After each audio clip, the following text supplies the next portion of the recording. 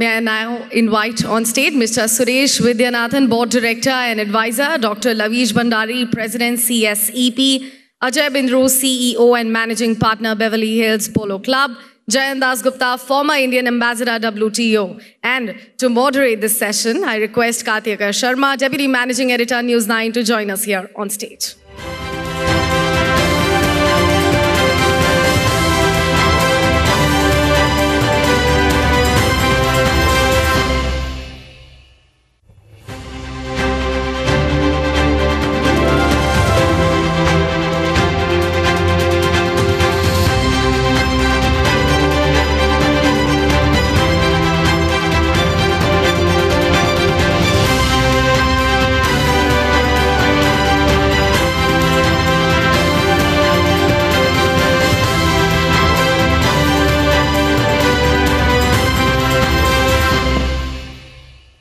Thank you so much. Thank you, Aditya.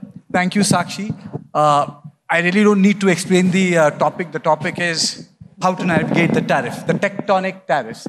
Now, the larger issue is that when someone as powerful as President Trump announces policies on X and then says that he's taking back his policies on X, it can make exciting time for journalists, but I'm sure it's not an exciting time for the policymakers.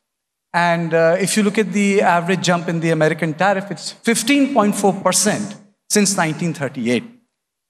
So the question is, how do we navigate this new world order of tariffs? So, Mr. Dasgupta, I'll just start with you. Is it an opportunity? Is it a world of uncertainty? Or is it a world of uncertainty which will come with opportunity? That's a very interesting question. First of all, I must thank TV9 for inviting me to be a part of this panel. Coming to the question, you know, I'm reminded of what President Trump said recently. He said, I may do it, I may not do it, I don't know what I'll do. So therein lies the problem, the conundrum, because the kind of tariffs that he has imposed, it's not sustainable. And that the first example was his pulling back on China. Of course, the deal that has been struck with China in exchange for China's lifting the curbs on rare earth, magnets and minerals, the US version says that 55% tariffs would still be imposed on China. But the details have not come out at all. So it's not really known. The second aspect of this issue is it can be an opportunity for India, provided there is certainty about the tariffs remaining in place for the other countries. But Mr. Dasgupta, you can certainly debate tariffs. You know, you can have a position on tariffs. But how do you navigate the moodiness built into the declaration on tariffs when it comes to Trump? This much and that much. The moodiness, the uncertainty. The problem is that, you know, you are actually playing on a field where the goalposts are shifting continuously. And President Trump doesn't know what he will do next. So the only certainty is that if the other tariffs against the other countries, especially China and countries which produce competitively on you know, goods which may give an opportunity to India, then India will get an opportunity to increase its exports. But if those tariffs keep changing, and there is always a threat looming against India of you know, getting slapped with tariffs, especially higher tariffs, especially if there is no you know, conclusion to this bilateral trade agreement first tranche, and the 9th of July, you know, India gets slapped with 26% tariffs, or they stay on. And in October, by October, there is no deal. So there is a lot of uncertainty, and there are a lot of ifs attached to this question. Mr. Bhandari, what are the give and takes you think can happen between the United States of America and India? What are the sectors we are strong, and what are the sectors we may need to give in, because July is the date where we need to really come to terms with the new world order of tariffs? Yeah. So I'll take a slightly different view, though I completely agree. It's going. So you're going to be the devil's advocate here? Sorry? Are you going to be the devil's advocate? I will be the devil's advocate. Because I think we are dealing with a maverick, and Mr. Trump loves to play the maverick. And that's where he gets his power from. Here you have a lot of very smart and very shrewd and cunning leaders across the globe who have many levers of strength, China being obviously one major one. How do you deal with it? The best solution is to have a maverick on the other side. And I think he's playing that role to the perfect. Right. Now, I think we should not underplay the fact that there is a difference between form and what he does. So he plays this game that, I'm going to go back, I don't know whether I'm going to go back or not, etc. But if you look at all of his actions, they've been fairly practical. So I would just place that on board till now. Are you saying there is method to the madness? There is a method to the madness. And actions and the effect, eventually the actions taken have been very practical. Negotiating with China was very practical. Extending the deadline was very practical. And of course, he goes in with like a gorilla initially, and then he plays the practical card. That's the right way of negotiating. I mean, we all know that. So I think I will grant him more than what we have. But there is a broad issue, But let me go back to your point in this. Now, I completely agree that there is going to be a situation where the tariffs are going to keep on going up and down. We should also remember that barring the few months that Mr. Trump has been in Trump 2, the tariff rates in the United States for Indian and other global products was actually fairly low, right? So an FTA with the United States compared to that period doesn't really give us that much. What it does give is the openness of Indian markets to the United States. So then immediate impact of an FTA, of a potential US-India FTA, is going to be greater openness in India.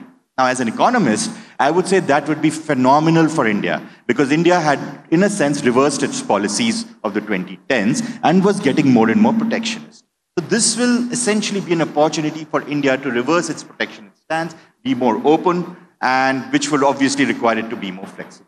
Before I go into the details of, in this eroding multi-cultural or eroding global order in which supply chains are frayed,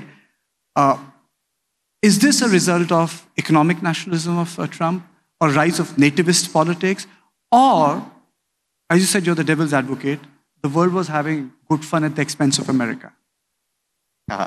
So yes, obviously, the world was having a great time at the expense of the United States. Almost all countries were. A large number of countries, yes, a large number of countries had large terms of trade advantages against the United States. China, of course, is heralded as an example. India, Europe, a lot of developing countries had trade surpluses with the United States. And what were we doing? I'll just take the example of India. Our automobile sector, highly protected. The United States could never export to India. Why? Not because of any other reason. We protected our automobile sector.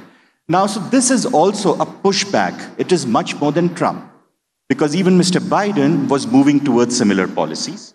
So we should recognize that this is a larger force. Trump or no Trump, the United States will get far more one-on-one engagements. And the FTA is like that. You're moving away from a multilateral engagement to a one-on-one engagement because the multilateral was not working for the United States. So, Mr. Bindru, are we looking at more India-UAE type of partnerships, more bilaterals, more one-to-one associations? I will take it to a little different, side of the conversation. It is not just the tariffs. Let's see where world has moved in last 6 months to a year. We used to see disruption in startups. When a startup era came in and we saw the disruption, and you have to have something different where... But there are good disruptions, there are bad disruptions. No, good disruptions, okay? So what we are seeing in the last 1 year, I've been in international trade for over 30 years. I've I've been running the global businesses for a long time. I think what has happened in last 1 year is not just the tariff wars. It's the geopolitical war which is right now we are in, and then the tariff became a part of it. We have two countries, which $37 trillion economy is US, and then you have the China, which is $18 trillion. And then, India is coming up and others are coming up. So the war is between the large two economies, okay? And the shift is taking, because Mr. Trump said, we'll put 100% on China. So, what my colleague said, or panelist said, he's throwing something in the air and see what happens next, okay? So I think it's all about today how India is going to progress with the US and what kind of deal we are going to come out with, and how India is going to take, obviously, the advantage over that, because China and US is not going to remain same what it used to be, and US is pushing more nationalistic agenda. I think that is happening now, made in US. I'd just like to, I completely agree with you. I just want to one clarification I want to make. There is the Chinese bulldozer in manufacturing.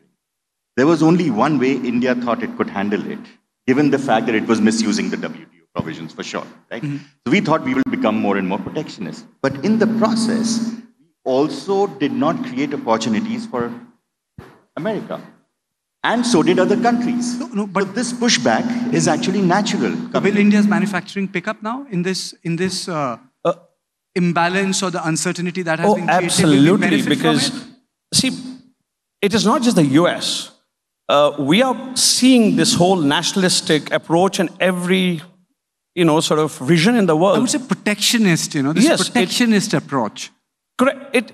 Okay, so we call it a protectionist, but then we never knew that America is going to push the manufacturing back. So I have set up many years back a factory across in Mexico. That time, US was pushing the cost.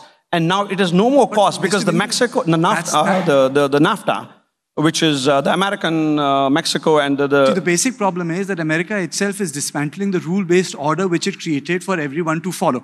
Mr. Vaidyanathan, I would just like to contextualize this conversation in the perspective of India and UAE. I think it's a very good pairing. It's a very good example. Solid trade. There's a strategic relationship. There's a leadership investment between both countries. It has grown over a period of time. There is great trust, both at strategic level, the business level, and the political level, which really matter the most. So in this context, do you think that the India-UAE business relationship is the way forward in today's troubled times of tariffs? Yeah, to answer your first question, is it a crisis or an opportunity? I think it's an opportunity for those who are well prepared. Nobody expected this to happen, but I think UAE and India have been quite well prepared with the agreements, and there is a template in place which can convert this into a great opportunity for the future. And also kind of reminded of the situation when COVID was there. When the origins became more protective, people kind of stocked more than what is required, which resulted in a big disruption of supplies into the markets, which were depending on some of these origins. Plus, complicate that with the supply chain issues as well, right? So now the situation is different in the sense that there is a significant impact commercially on the landed cost of products at the markets, and also the need for the markets to look for other sources. So then you have the agreements like SEPA coming into play, where I believe UAE has been much well prepared with the kind of framework that's already in place now with almost 27 countries, I believe. Comprehensive economic partnership. And you can kind of imagine, I was just thinking of statistics. So UAE with a population of around 13, 14 million, and India with about close to 1.4 billion. And UAE is still within the top 2 or 3 trading partners of India, which is quite a significant achievement, I think. Okay. Mr. Dasgupta, we'll talk about the implication of this American unilateralism on the UAE's economy, but what happens to WTO now? Is it going to be like League of Nations 10 years from now? I think the trends were very clear much before President Trump really came to power in his first stint, because the US had been moving away from the WTO in a sense. Of course, now at the current juncture, they have also stopped their contribution to the WTO pending a review. But in the Obama period, the US prevented new members from getting elevated to the appellate body. And by 2019, President Trump continued that during his first stint from 2016 to 20. So by 2019, December, the appellate body had been, it came to us complete, vacuum. There was no member left. And mind you, in the appellate body, there are 7 members, and 3 are required to hear an appeal. So the appellate body was finished off. The US since then has been saying that it will engage in reviving the appellate body and the WTO, subject to very deep-seated reforms. But it has not really, it is only paying lip service. It has not really shown its intent in earnest. So I think this is a period, this is a trough. Whether it will, come out of this trough and there will be another crest for multilateral trade, or it will go the same way as, let's say, to put it very bluntly, the UN. Is multilateral the word or bilateral today? Multilateralism is, under threat. I to you too? The US current administration and the previous Democratic administration also, President Biden didn't do anything to revive the WTO, for that matter. And President Obama, for that, on that issue, he devoted his full attention to harvesting the TPP, the Trans-Pacific Trade Partnership. So the US has been moving away from multilateral trade for quite some time, irrespective of whether a Democrat or a Republican was at the helm. So that is one thing. The US has pulled out of the WHO. UNICEF, I'm not very sure what is the current status, UNESCO. And, we all know that the UN itself has not really proved very effective. So multilateralism is under threat. Multilateral trade is under threat. Okay, but Mr. Bindru, at the level of business, what should companies do? Earlier the word interdependence was very much celebrated. It was featured as a word, something to be emulated. Now it's all about doing everything at home. There is a paradigm shift in business that is happening, which is flowing from political ideologies. You can call it nativism or you can give it any other word. It's about being self-reliant. So is it changing the nature of trade globally? And how do companies cope with that? Because they have been brought up in a different value system. The value system is changing. I was reminded of something which the DG WTO said. China's trade with the US has come down very sharply. Of course, it is going into the US through other countries. But the DG WTO mentioned that there is a very serious risk of decoupling of these 2 largest traders. And that will, divide the world into 2 groups, which will perhaps, start enclosing themselves into a cocoon and not having relations, which is bad for international trade and for the growth of the world. Okay. So that is a serious threat. Very quickly, because, I'll be winding up the show, Mr. Bindru, from the perspective of companies, operations. For the perspective of operations, we are today, what you asked, earlier question before, we are today looking at the local trade, which the governments are pushing and enhancing the local production. For argument's sake, we are in the UAE today. In the last 10 years, we have now more than 6 or 7 industrial zones. I still remember when we used to see Kizad, which is an Abu Dhabi industrial zone. It used to be empty, and I've seen it from 4 or 5 companies, and today you don't have any space there. Today you don't have the space in Dubai industrial zone. Today, so UAE, we have been talking here all last 30 years, whatever we have been here. Oh, it's a great shipping hub, it's a great logistic hub. And today it is becoming an industrial hub. Because you have now, with this whole thing going on, you have got a lot of investors coming from all over the world, from China, from Vietnam, from Indonesia, to set up the factories here because there's a convenience. You have the free trade agreements going on with, so let's say India, India and UAE trade is going to be hitting $100 billion.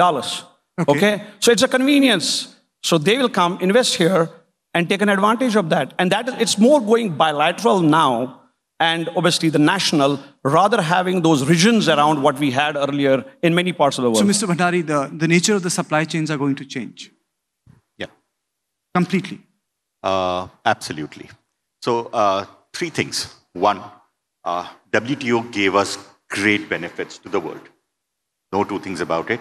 A lot of it was, I keep on maintaining, because the US took hits on many different directions for many years. Why it did that is another matter. Second, now with this whole movement towards bilateral and what I call trade clubs, there's going to be a lot of uncertainty, a lot of volatility. Volatility always means opportunity.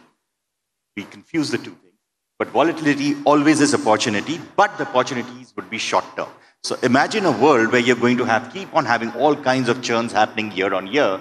And that's where not just companies, even governments will need to become far more agile. And there was conversation on how Dubai is very agile. I think that's something that the Indian government can learn from.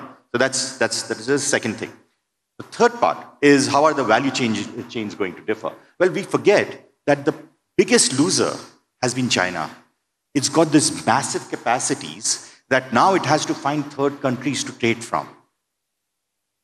I think Mr. Xi has harmed China so much. I hope that he learns back and goes back and learns from Mr. Deng and reverses his policies. But having said that, Dubai is now a great place because of its agility, because of its geographic presence, because a lot of possibilities of trade now start to happen with India.